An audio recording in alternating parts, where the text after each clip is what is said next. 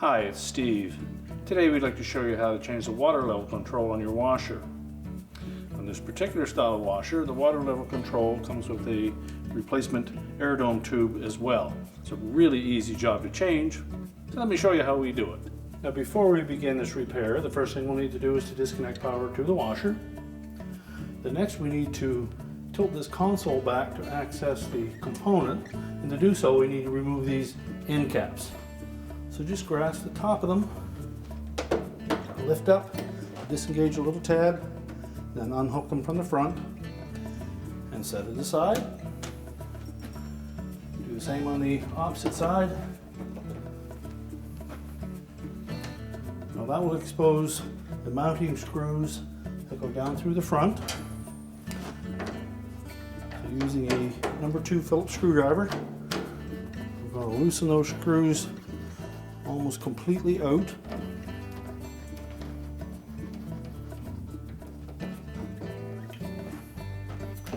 Now before we tilt the console back, we'll remove the knob from the old switch.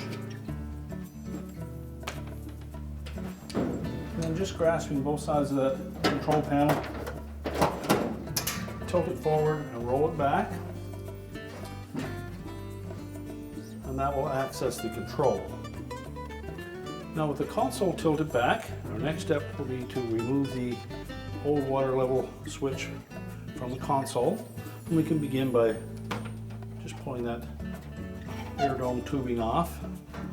Well, next we'll need to remove the control from the back of that control panel.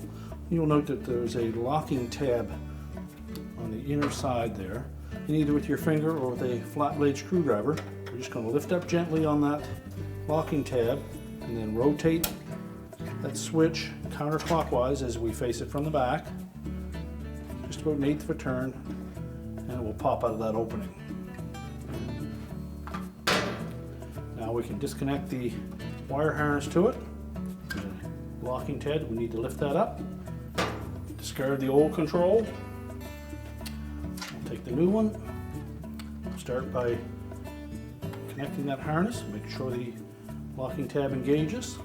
Then we're going to place this square opening in that square hole with the locking tab at about the 1 o'clock position as we face it from the back. Make sure the switch is tight up against that control panel, and then rotate it clockwise until that locking tab engages.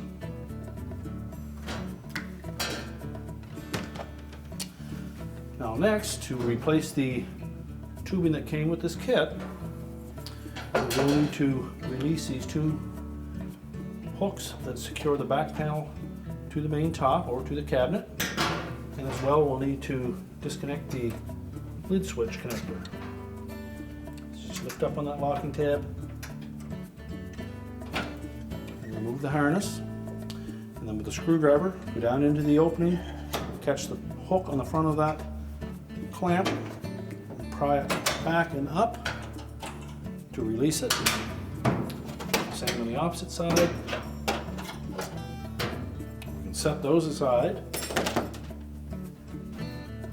And then we'll carefully lift up on that cabinet, what will allow the back panel to fall backwards.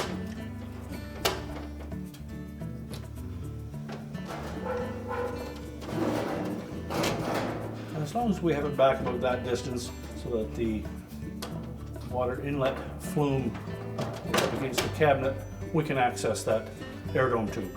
Now with the cabinet tilted back like that, you should be able to access this air dome tube where it connects to the side of the tub. So just reach in with your hand, pull it off, thread it through the holder on the side of the tub.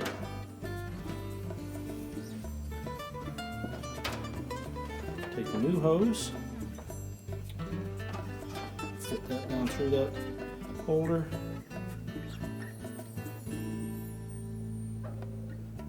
and then over the nipple on that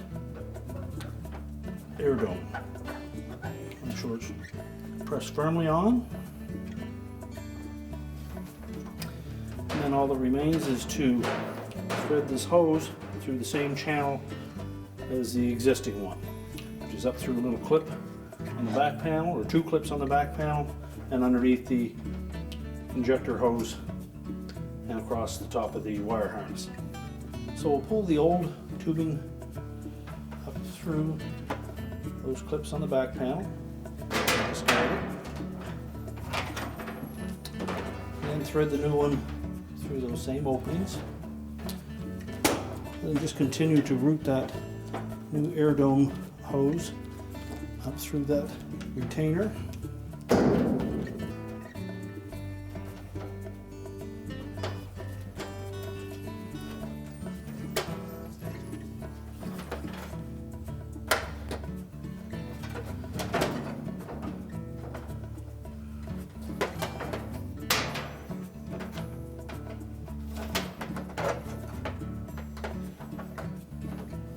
You will note that the replacement tubing may be somewhat longer than your original tubing, so you can cut that to length, or you can just coil it up.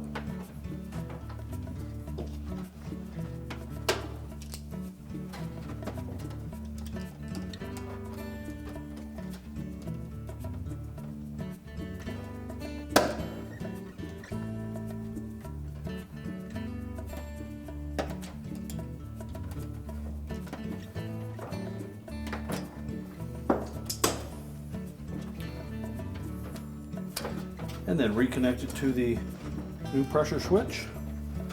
Make sure it's fully inserted onto that barb.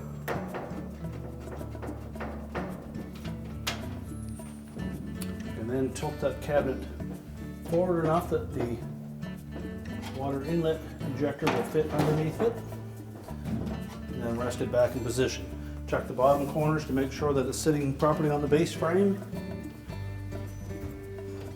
Make sure that the back panel fits evenly on both sides. While holding it in place, we'll put the retaining clips back on. Take the short end of that hook, connect it to the back panel, and then just press it in place.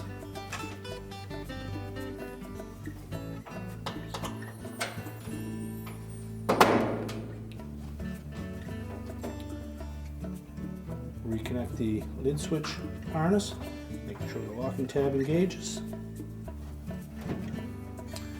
And then we'll roll that console down into position, making sure that the legs and hooks on either end engage with the openings in the main top. Pull it back into place, and then we can reinstall the 2 screws.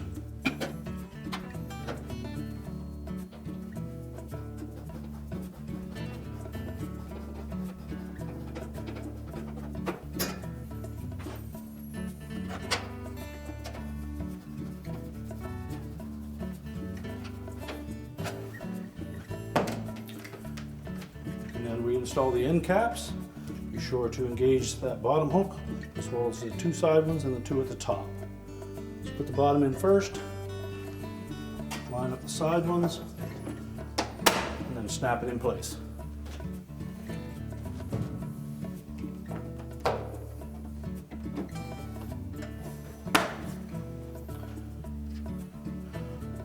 Reinstall the knob. We're now ready to reconnect the power, and your repair is complete.